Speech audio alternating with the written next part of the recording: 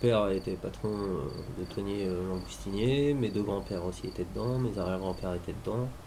Et c'était la pêche hauturière, quoi. C'était le thon à la ligne. Mon père il faisait le thon à la ligne le jour et au chalut la nuit.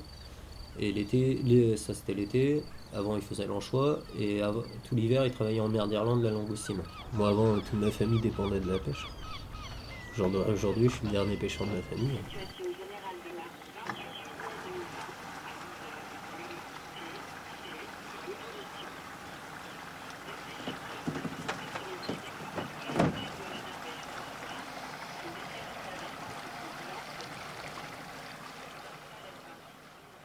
Moi j'ai toujours voulu faire ça, on m'a empêché de le faire quand j'étais gamin d'aller à l'école de pêche. Mon père voulait pas que je reprenne le bateau parce que c'est un métier trop dur, qu'il y avait trop de contraintes, parce que c'était à la quinzaine, hein, il faisait 15 jours de mer, 2 jours à terre, 15 jours de mer, 2 jours comme ça toute l'année.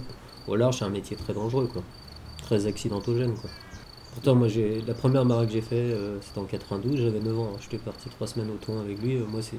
Et après toutes mes vacances scolaires jusqu'à mes 16 ans et un jour j'étais en mer avec lui, il était comme hiver. Quand j'ai eu 16 ans et un jour, il m'a dit maintenant tu te trouves un petit boulot à terre, je veux plus te voir sur mon bateau.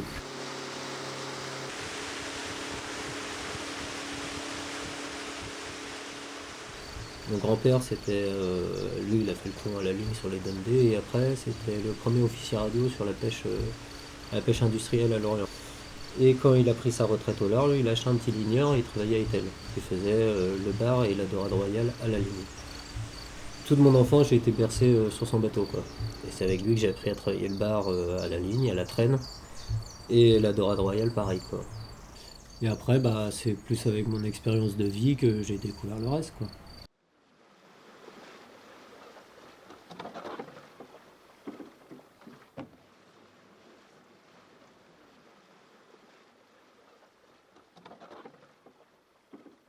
Je choisis mon lieu de pêche en fonction de la météo, s'il y a du vent ou pas. Si je travaille, s'il y a du vent, bah, je travaille dans le golfe. S'il n'y a pas de vent, je travaille à l'extérieur du golfe.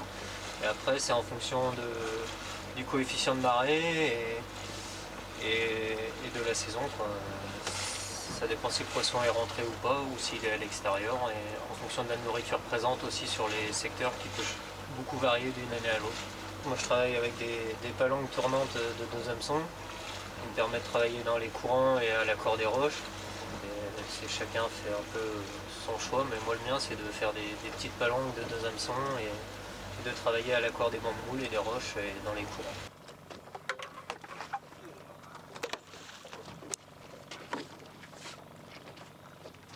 La dorade c'est un poisson on va dire très difficile à pêcher parce que en fait elle va goûter ton appât avant de, de le prendre.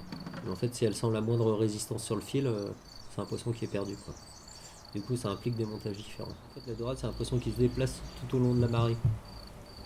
Moi, quand je vais travailler à un endroit, je reste quoi, 1 heure. Et un poisson. Après, ça sert à rien de rester. Le poisson, il est parti. Il faut suivre le poisson aussi. Une petite grise. Mais après, il faut savoir. Là, c'est 2h30 avant la basse mer qui sont là. Là-bas, c'est 3 heures. Bon, par exemple, c'est très rare que je pêche la dorade royale à la montrante. Il y a des endroits en baie, autour de Mabon ou des buissons, tout ça, là où je travaille pas mal. Je vais sortir pendant 3 heures, mais au final, tu pêches que pendant 1 heure, 1 heure et demie. Avant, tu peux mettre autant d'hommes que tu veux, hein, tu verras pas une. Hein. Tu pêcheras une ou deux grises ou un bar, mais tu verras pas une royale.